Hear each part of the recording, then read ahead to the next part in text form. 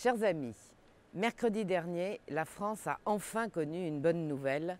Je veux parler bien sûr de la démission de Christiane Taubira. Merci pour ce moment. Merci très éphémère, car depuis son entrée en politique dans les années 70, Christiane Taubira n'a eu de cesse que de prôner la mise à mal de nos valeurs fondamentales, comme lors de l'adoption du mariage homosexuel dont la loi porte le nom et qu'elle a défendu avec véhémence. Dans la lancée, Mme Taubira a aussi permis la délivrance de certificats de nationalité aux enfants nés de mères porteuses à l'étranger, encourageant ainsi, elle qui se dit féministe, la marchandisation du corps des femmes.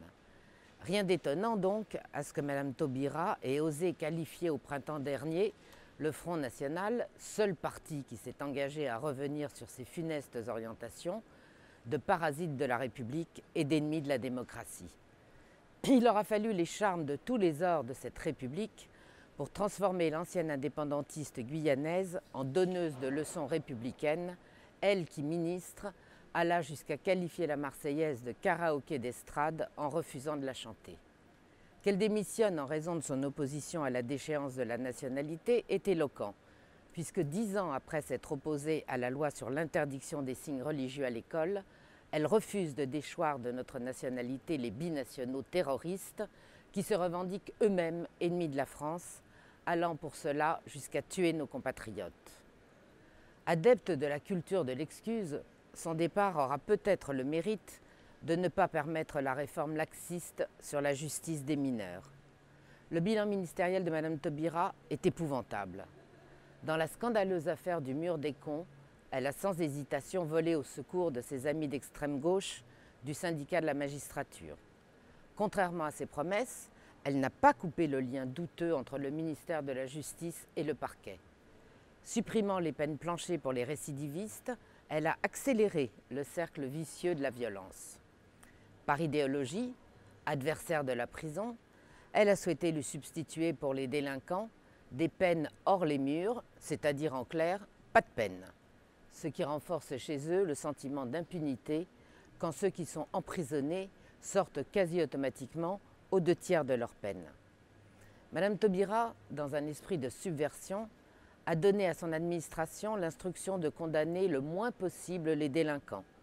Ce sont plus de 50 000 condamnations pénales de moins par an qui sont ainsi prononcées depuis sa prise de fonction. Pour venir à bout de la France orange mécanique, il faudrait déjà mettre en œuvre quelques propositions concrètes de Marine Le Pen. Renforcer considérablement le budget de la justice pour accroître le nombre de magistrats.